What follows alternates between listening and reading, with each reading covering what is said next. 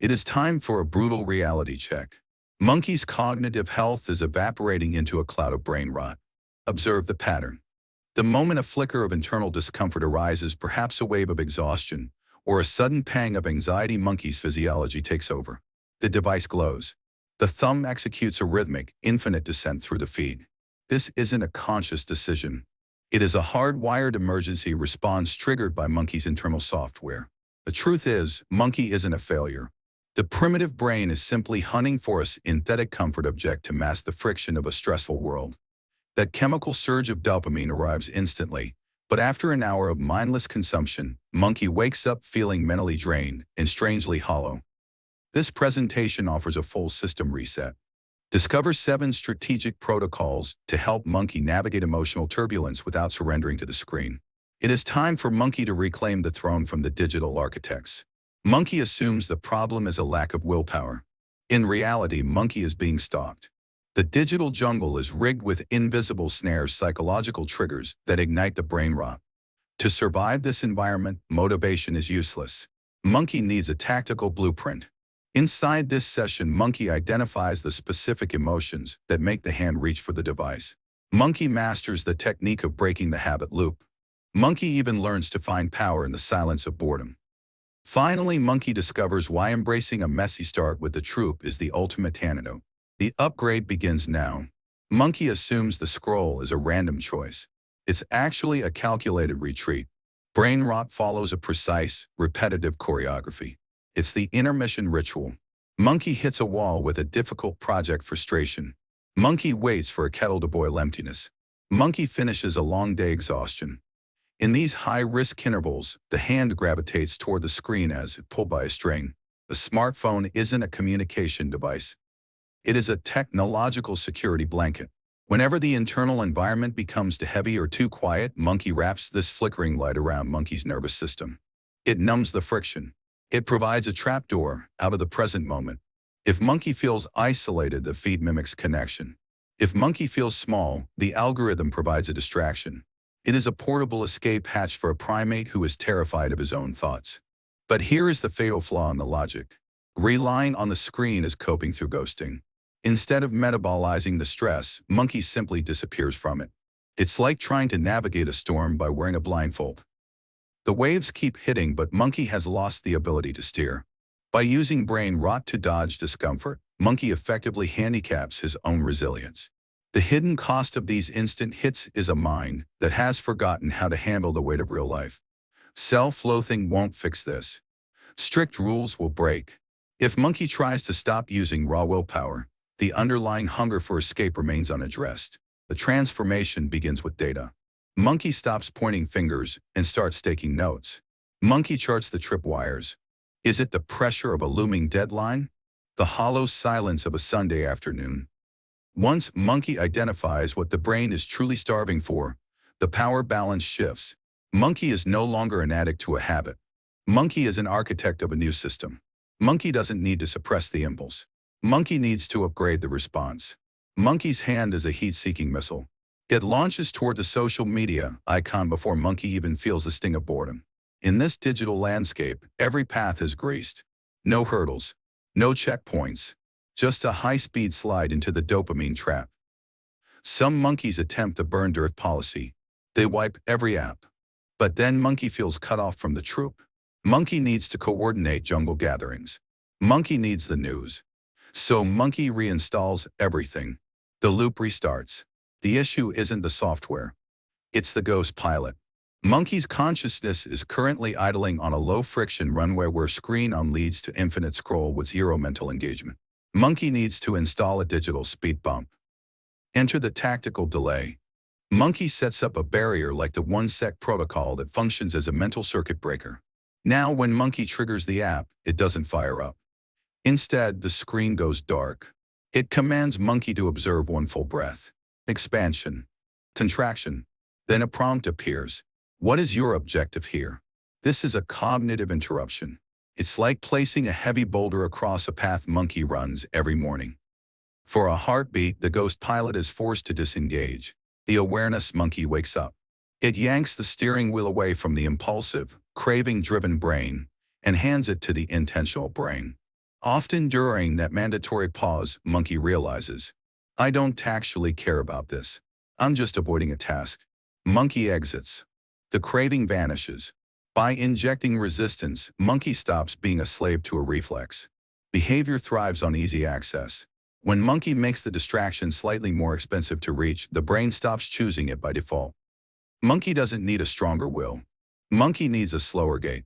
Monkey is paralyzed by the prospect of a quiet, empty room. In reality, monkey is so allergic to 10 minutes of introspection that monkey would voluntarily elect to receive a painful surge of electricity instead. This isn't hyperbole. Academic trials confirmed it. They isolated human primates in a void with nothing but their own consciousness and a trigger for a noxious zap. A staggering percentage chose the sting of the current over the void of their own company. Monkey's nervous system is so addicted to external input that raw physical distress is preferable to the dead air of a pause. This is why the attention economy is a trillion-dollar industry. The digital architects realize that a bored monkey is a defenseless monkey. Boredom is a dopamine drought. In the ancestral wild, this state was a survival compass, a nudge to seek out a new resource or a better territory. It was a functional internal siren. But today that siren blares every time monkey sits at a red light or waits for a microwave to ding. Instead of exploring the environment, monkey plugs into a portal. The software is calibrated to detect these low stimulus gaps and flood them with high-frequency noise. Every time monkey drowns out a few seconds of silence with a swipe, monkey's cognitive stamina decays. Monkey is conditioning the brain to interpret a lack of noise as a life-threatening crisis. To survive, monkey must rehabilitate the capacity for stillness. Monkey begins patrolling the dead zones. The walk from the car to the office. Standing in the grocery queue. These are the primary ambush sites where the hand lunges for the device. Monkey's new protocol is the gap guardian.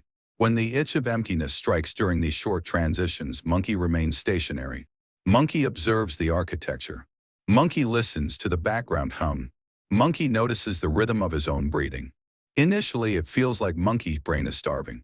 That is simply the chemical baseline normalizing. By refusing to use the screen as a mental anesthetic, monkey begins reassembling the architecture of focus. Boredom isn't a vacuum that requires a digital filler. Boredom is the fertile soil where monkey's original ideas finally take root. If monkey can master a minute of nothingness, monkey can master the jungle. Monkey's mind is currently a captive player in a high-tech arcade. Each swipe is a tug on a digital pull tab. Will the next refresh reveal a dull update, a sharp insult, or a brilliant joke? Monkey is blind to the outcome. This is the random delivery protocol. It's the identical engineering used to keep primates tethered to betting terminals until their resources vanish. The mystery generates a neurological itch that only one more flick can soothe. Monkey isn't chasing information. Monkey is chasing the next pulse of a known. But monkey is done playing the house's game. It's time to stock a private larder. Monkey needs to assemble a curated stimulus kit. This is a library of diversions authored by monkey for monkey. Rather than letting a machine dictate what triggers the nerves, monkey selects deliberate activities. It doesn't need to be a grand project. It can be a brief logic puzzle, a daily riddle, or a quick charcoal drawing. These are clean burned bananas. They satisfy the hunger for change without the toxic brain rot residue. When monkey feels that sharp mental fatigue, instead of retreating to the arcade, monkey selects an option from the personal kit. It takes 5 minutes, kills the craving, and leaves monkey feeling grounded rather than depleted. Then consider the connection Mirage. Monkey claims the apps are a bridge to the wider troop. Monkey consumes endless reels of distant acquaintances and foreign reads. Monkey thinks I'm staying in the loop. But this is a digital ghost town. Observing a curated highlight reel isn't bonding. It's an artificial intimacy that masks isolation. In reality, the more monkey watches the troop, the less monkey actually speaks to them. It creates a hollow familiarity that prevents a genuine call. Monkey feels socially active while in truth, monkey is sitting in a silent corner clutching a glowing brick. Monkey's new rule. Direct signal only. Before monkey views a peer's video, monkey asks, have I sent this individual a human word today? If the answer is no, monkey exits the feed and sends a voice note. A real question. Ace in Sear update.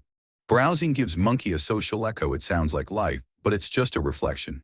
Real community thrives in the space between the uploads. Monkey stops being a voyeur of the jungle and starts being a participant again.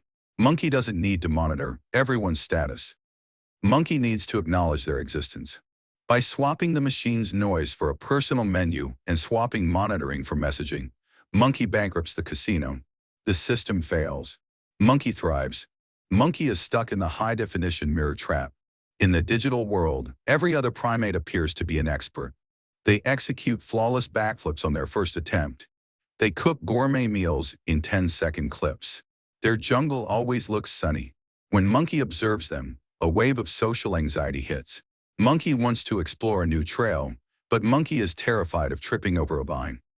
Monkey whispers, "If I can't display a trophy at the end, why even pick up the tools?" This is the social media showcase. Monkey has traded curiosity for engagement. Monkey's mind has lost the instinct for discovery. Every potential hobby feels like a televised performance. If Monkey isn't a master by sunset, Monkey abandons the mission. But here is the structural reality. Monkey is comparing a raw, unedited first step to another primate's filtered highlight reel. It's a rigged game. To escape the cage, Monkey must join the unpolished troop. Monkey's new protocol. The amateur hour. Monkey stops practicing in a lonely corner where the only judge is an invisible audience of critics. Instead, Monkey finds a physical gathering, a painting workshop, a community gym, a local choir. When Monkey stays home, the screen is the only standard. But in a room of living, breathing primates, the perfection disappears. Monkey glances over that primate is struggling with a brush. Monkey looks behind that one, just missed the beat. Suddenly, the mental shackles fall off. Monkey decodes a vital secret. Calamity is the price of growth. When Monkey witnesses real-life blunders and genuine laughter, Monkey understands that messy is the mandatory bridge to skilled. Being a novice isn't a disgrace. It's a neurological requirement. Monkey starts to relish the chaos of a shaky start. Monkey builds a shelf that leans to the left. Monkey sings in the wrong key. And for the first time, Monkey feels a superior form of dopamine. Not the thin, fleeting spark of a like, but the heavy, durable satisfaction of real-world friction. Monkey is no longer a statue on display. Monkey is a functional organism, a very relieved primate learning to move again. By choosing the clumsy path, Monkey starves the brain rot. Monkey stops curating a perfect identity and starts building a real one. The objective isn't to be the king of the jungle. The objective is to be the monkey who isn't afraid to look ridiculous while climbing. Finally, Monkey must prepare for the most treacherous zone in the digital landscape. The midnight blackout. The light fades. The jungle grows quiet. Monkey's cognitive battery is completely drained from a day of survival. Internal resistance is zero. This is the moment the infinite loop trap springs open. Monkey reclines in the dark, retina scorched by the glow, inhaling brain rot until the early hours. Monkey labels this unwinding. In truth, Monkey is simply hijacking a depleted nervous system because the off switch feels too heavy to pull. Monkey requires a shutdown protocol that provides a dopamine soft landing without the device. Enter the victory log. This isn't a tedious diary. It's a highlight reel. Instead of tallying everything Monkey missed, Monkey documents 3 to 5 actual wins. Prep the morning coffee. Boom. Finish the difficult chapter. Boom. Did 5 minutes of stretching. Boom. Injecting that sense of play alters the brain's internal weather. It transforms a reflection into a reward. It delivers a clean, low-voltage pulse of achievement dopamine before the eyes close. Monkey drifts off feeling like a master of the jungle rather than a casualty of the scroll. These 7 architectures are how Monkey dismantles the brain rot. Monkey isn't a defect. Monkey is just a system in need of an update. If you want to back the troop, hit the link below to enter the Monkey Den. The Monkey says thanks. Give this a like. Drop a subscribe. It keeps the bananas coming.